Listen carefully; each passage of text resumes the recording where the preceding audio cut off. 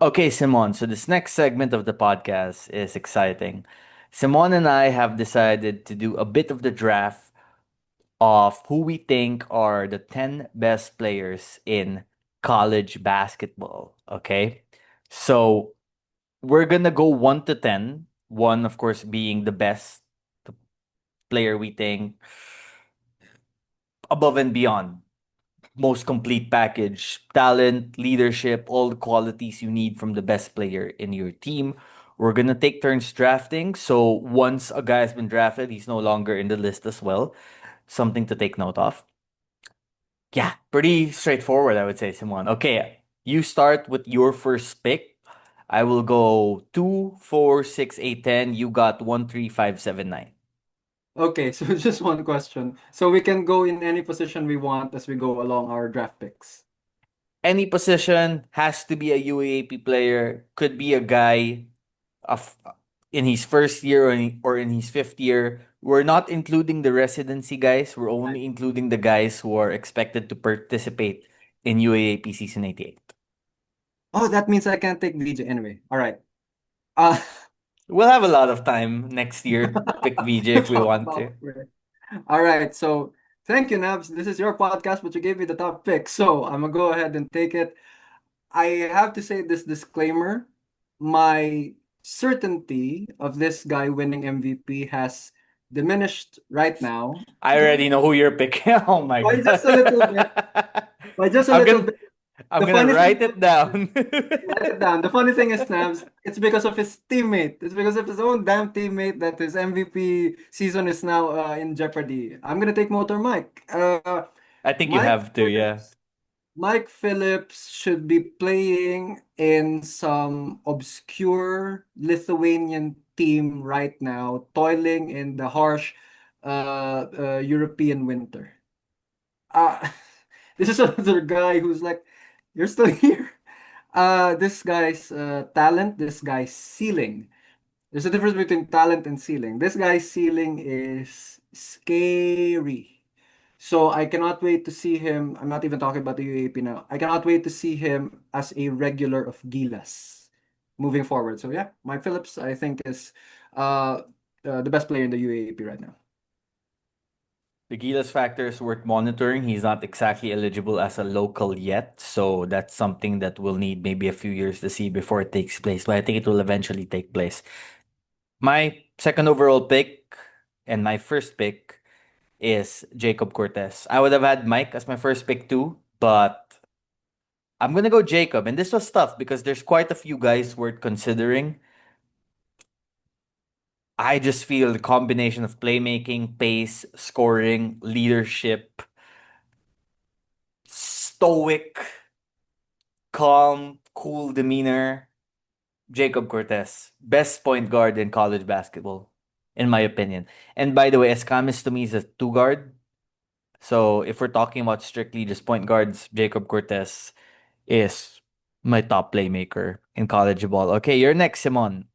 I'm usually skeptical of new guys coming in, but I've seen enough of Cortez. Yeah, damn sure. And he's the reason why he could give Mike a run for his money for MVP. Just saying. Okay.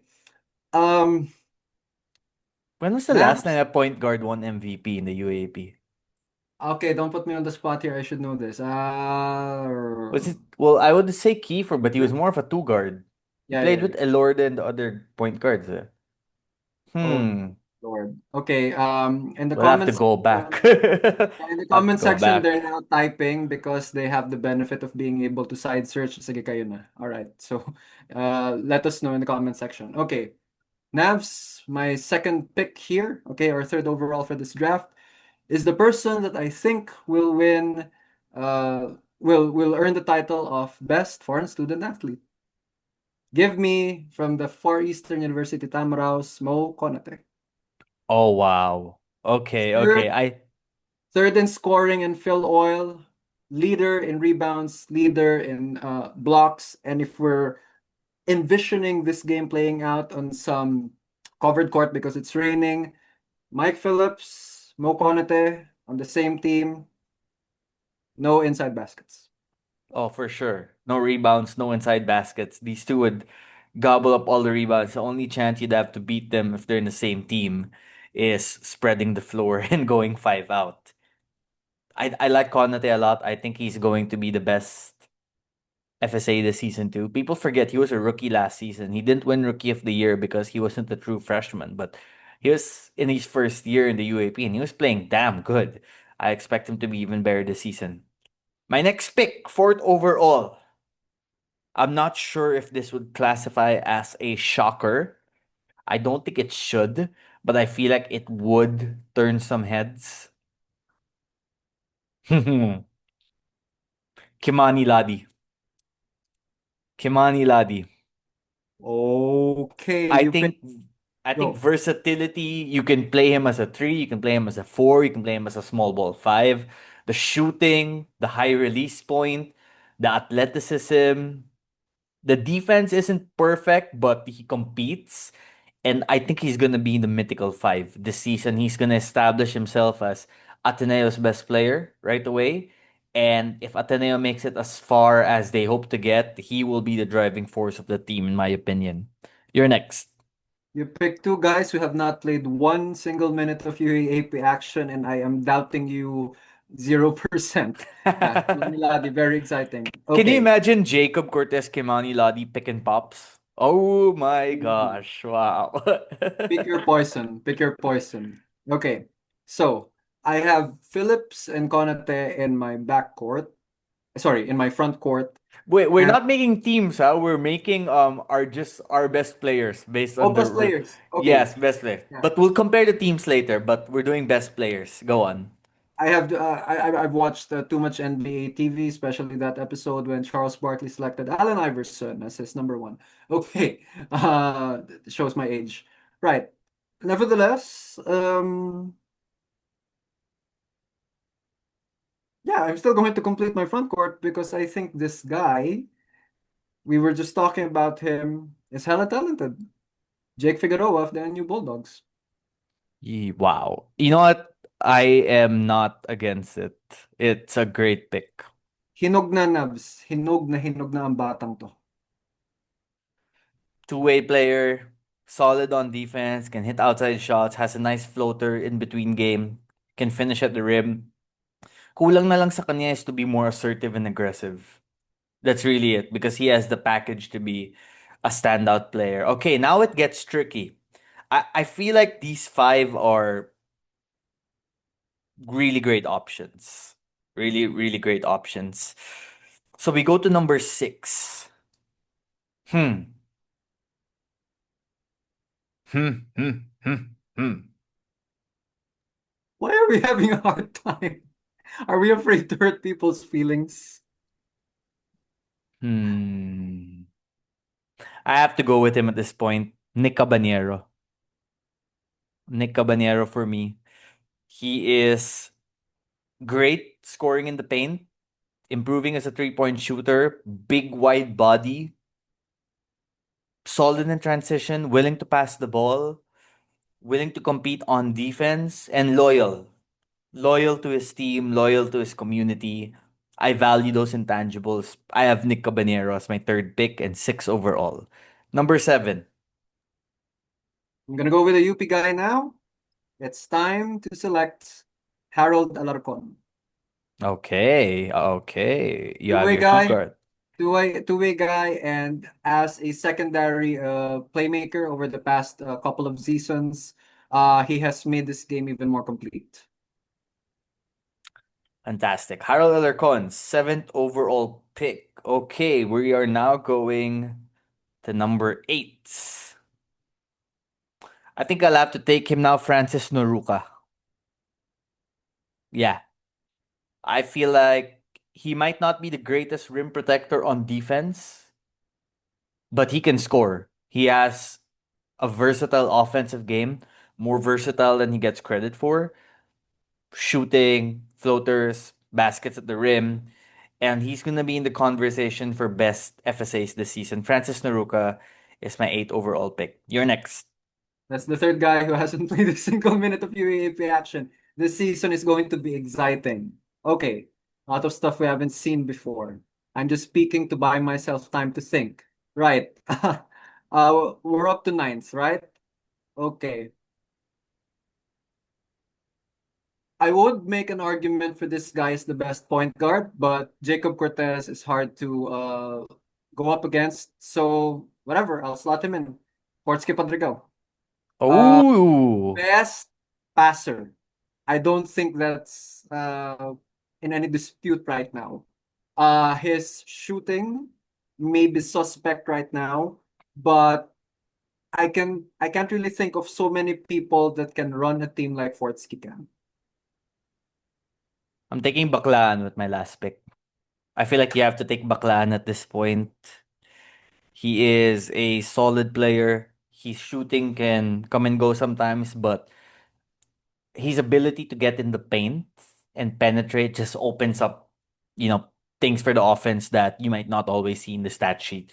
The kickouts, the drives, and I love the trash talk. I love the angas. I love the panalay vibes that he gives when he's on the court. I love when he does this to every crowd. And I know some UP fans haven't been happy with what he's done in the offseason, but to be honest, he does it to every opponent and every community. It's not just the UP guys, he does it too.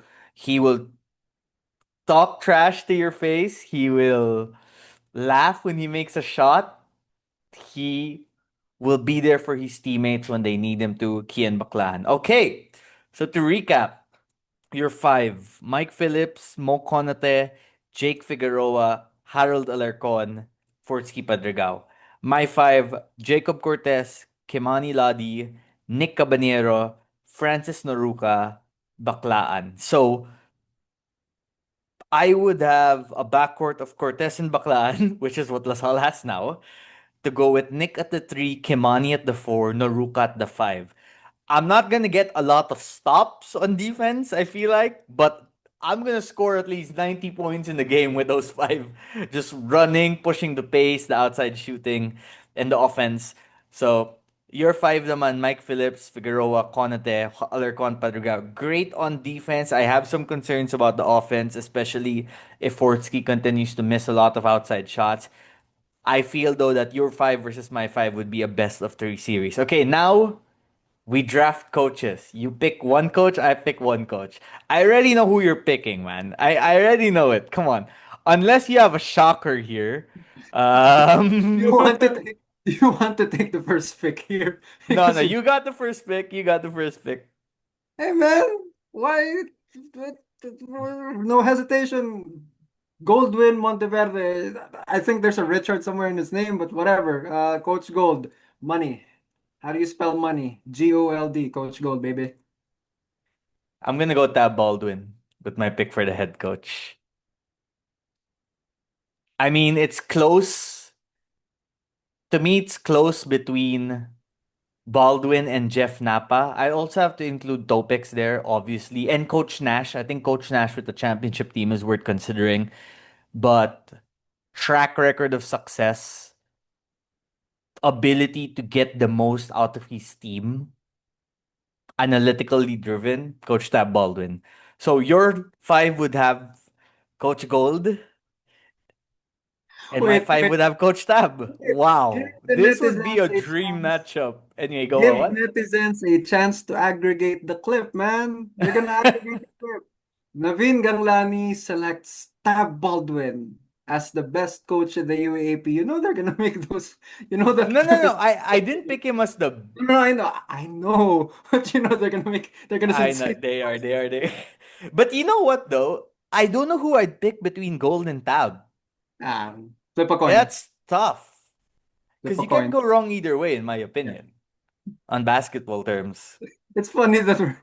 It's funny that we're having a conversation between these two guys and not. Anyway.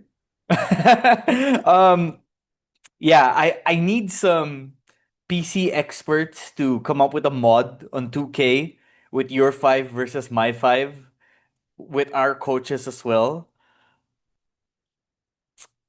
I would love to see this matchup in real life, wouldn't you? And they're wearing Team Simon, Team Navs on their chests. That Yeah, was fun. That was fun.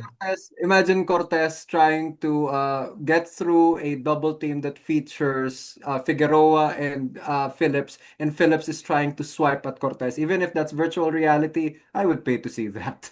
Here's the thing though, if Cortez or Baclaan splits that double team, and now you have a 4-on-3 advantage or a 5-on-3 advantage with all these guys. Oh, basketball talk, man. That would be fun. That would be fun. Yeah, I want to see this. I want to see it. Who would you match up on who?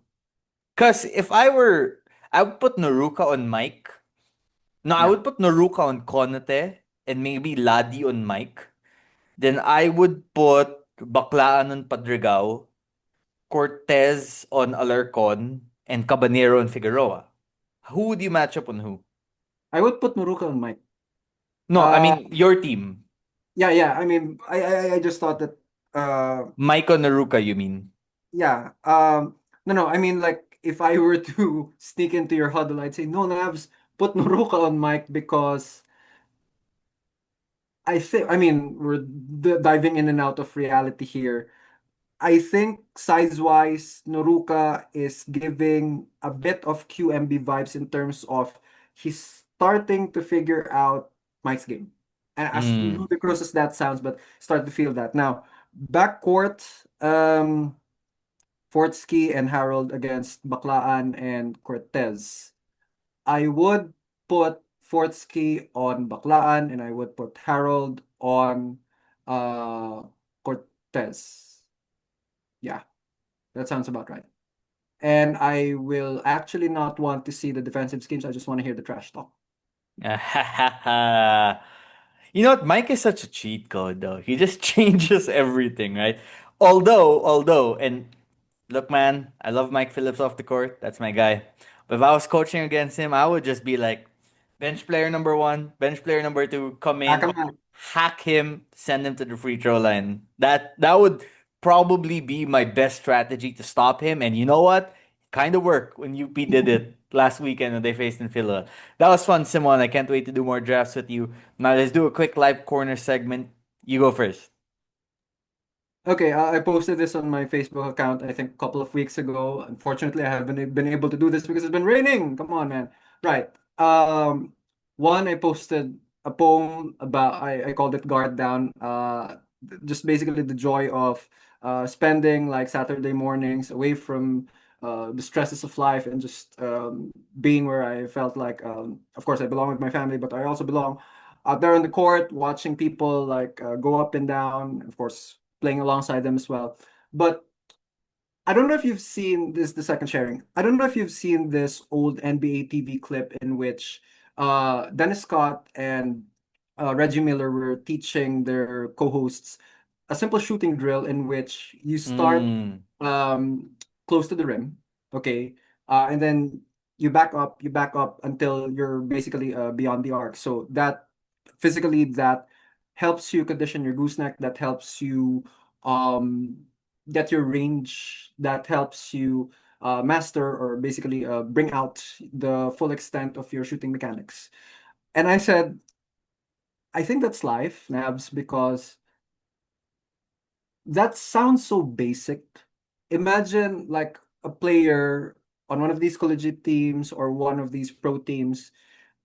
Honestly, that's beneath them. If you think about it, shooting at close range is really beneath them because they've mastered such a wide array of offense already by that point in their careers. But when you do that on a day-to-day basis, not only do you get your shooting mechanics, like I said, but more often than not in crunch time, it's the basic shots that save your ass, basically. So if you don't get your banked shots in, if you don't get your layups in, you know, you're gonna miss those. You're gonna break those when they matter the most.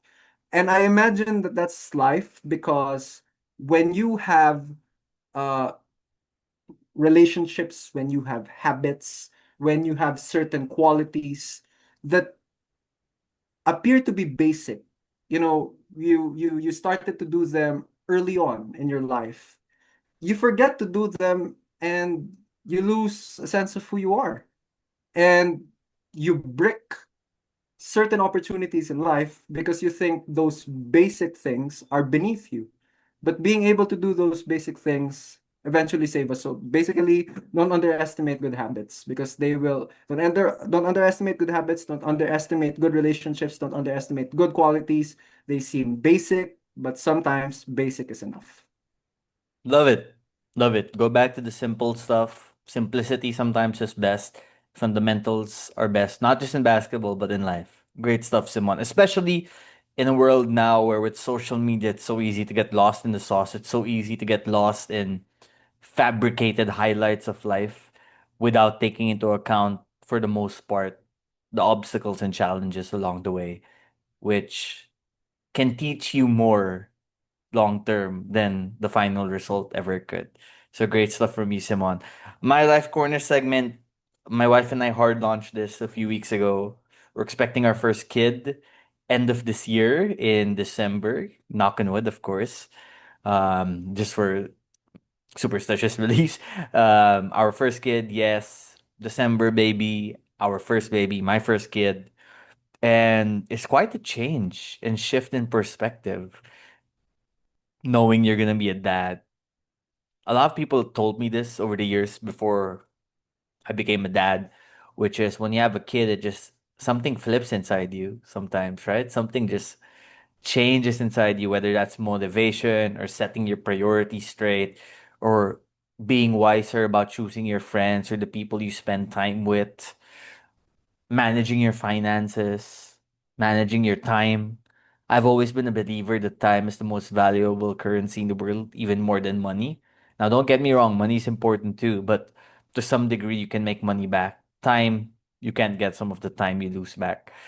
And it's both invigorating in a way that's powerful because you find themes about your personality and what you're willing to do inside of you that you might not have even known existed before.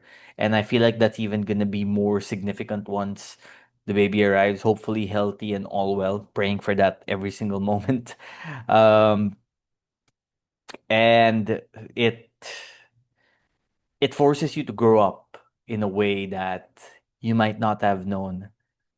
And makes you realize that growing up, it's so different just to say it in theory, but it's also very different to say it in practicality or in practice, where it's the little things that matter. I'm gonna stay home instead of going out. I'm gonna save on something I really want to splurge on myself because I'm saving for something that's more important down the line. I'm gonna find this extra energy to finish this work even if it's 11:30 at night that otherwise before I would have decided I'm just gonna sleep anyway and I'll just do it, screw it, because there's a newfound sense of responsibility that at first seems daunting and intimidating, but it's fulfilling in ways that it's just hard to explain properly through words. It's something that you just have to experience when you get the chance to experience it, if you're blessed to get the chance to experience it. And I cannot wait to go full Dan Scott on my kid so that he can get or she can get a scholarship down the line. No, I'm just joking about that. One Tree Hill people, those who watch One Tree Hill, you know what I'm talking about. Where my OG's at. By the way, they're doing some kind of reboot about One Tree Hill that, if I'm not wrong, is gonna take place years after the original. I just hope they don't screw it up because I love that show. And I saw the early pictures for that Harry Potter reboot they're doing. Apparently, they're building a school near the set so that all the kids in the show can take classes because this is expected to be like a 10-year project. Anyway, we got out of hand there real quick. But my point is, when there are new changes that come to your life, sometimes you just gotta open it or embrace it with open arms and ride the wave from there. Simon, any final thoughts before we go? Amen, amen, and amen to that, my brother. My only question is this. I wonder if young Ganglani's gonna be a boy or a girl. Oh, I know the answer already, actually. but Damn. we're saving that gender reveal for hopefully in the next few weeks. Cliffhanger. We already shot the video actually of how we want to reveal it because I was in Boracay a few days ago. By the way, Right. shout out to Crimson Boracay. I love that place. They are the kindest, most amazing people in that whole island. Station Zero is just so different compared to the other stations. So if you guys ever get the chance to stay in a Station Zero resort, please take the chance to do it because it gives you such a different perspective. So they were able to provide us with props to shoot the gender reveal sequence we want to do, and I can't wait to reveal it because I'm happy. I was gonna be happy no matter what it was anyway. I'm gonna be happy as long as the baby's healthy. So when she or he arrives, I feel like I'm just gonna be thrilled for this new journey in life, and I can't wait to share more about it when it comes. Appreciate you, Simon. I think this guy just revealed it. Anyway, thank you for having me. I will not, I might lose sleep just thinking about the answer to that question, but hey, we're all excited, rooting for you and your family, bro. Thanks, my guy. I'll see you around and I'll be seeing you at the games. Deuces.